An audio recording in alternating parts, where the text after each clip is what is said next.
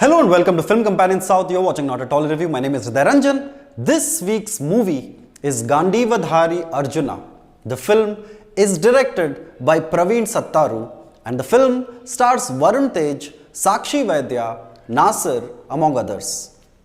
Praveen Sattaru's films are usually stylishly shot and they are action films that carry a distinct visual palette. Coherence, however, is hardly on top of the priority list. This movie too is a set of cliches one after the other. A family member suffering from a mysterious illness, estranged lovers who cross paths once again in life, and a central issue that somehow, even though it's important, it doesn't seem to affect your life in any way whatsoever. And in fact, the beginning of the film is quite surreal as you see all these emotions being played out on the screen in front of you, and strangely, it all feels very impersonal for some reason. The writing of the movie is uninspired from the word go. You watch as the hero jumps from cliche to cliche. You get the scene where, different senior officers say lines like, "He's our best man."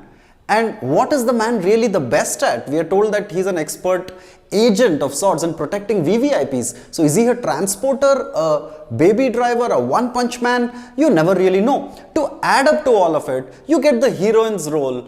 And that is one of the most one-note characters of them all. We are told that she used to be an IAS officer, but now she is serving as a chief of staff for a politician, and we see her trail around behind the man looking like a secretary. The lead's past, the backstory is also a laughably contrived story featuring a red light area, a hotel and some workers. I mean, if this is how the nation's elite fighters and policymakers are operating, then God help us all.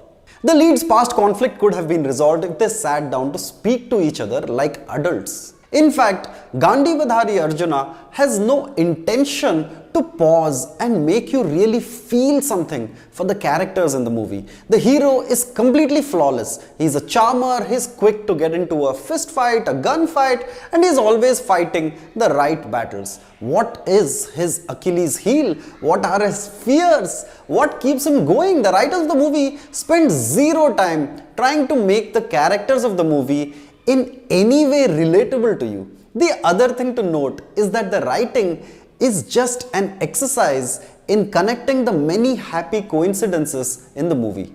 Everybody in the movie knows everybody from their past. Their paths seem to all be crossing each other, and the biggest coincidence of it all is you in the audience watching the movie like a detached alien from Neptune.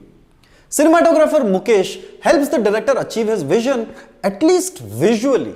The film looks slick, and Varun Tej certainly can pull off a tuxedo if he wishes to. Even the usually dependable art design of Avinash Kola fails to evoke any feeling in you. Mickey J. Meyer whips up an album of the most forgettable tracks and a soundtrack, and even the issue that the director seems to be picking as a central theme of the movie seems like a gimmick more than anything else, because since everything in the movie seems so staged, the makers finally resort to gory images of disabled children to make you feel something at all.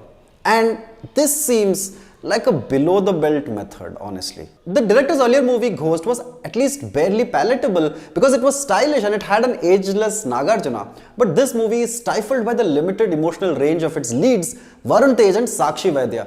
Even the talented Manish Chaudhari and Nassar are reduced to stock expressions and out-of-stock emotions. We are never truly explained the significance of the title Gandeevadhari. I mean, there is no emotional resonance in the movie whatsoever.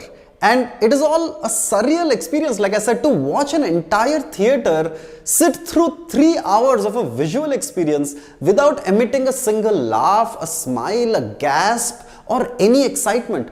To top it all, most of the movie is shot abroad, and apart from a generic sense of foreign aesthetics, you honestly don't really care if the characters live or die trying. I have watched documentaries about the monsoons that display more emotional range than this movie, and I have had conversations with vegans that are more interesting. You don't win friends with salad. You don't win friends with salad. Watching Gandeevadhari Arjuna as a movie makes you feel like you are watching a hollow, shallow husk of a film instead of a real world inhabited by real characters. Gandeevadhari Arjuna makes ghosts seem like Godfather in comparison. As you watch the characters express their feelings about dumping of waste, you realize that the most plasticky thing in the movie is the movie itself and its characters. It's a thriller with nothing thrilling about it. And the movie is an edge of the seat thriller, but not the front edge. It is the back edge, as you as an audience are slacking off at the back, constantly fidgeting and twitching for something excitement to finally come your way. Thank you so much for watching our review of the movie Gandeevadhari Arjuna. Please remember, if you haven't done it yet, subscribe to Film Companion South on YouTube for more videos, reviews and interviews. Thank you.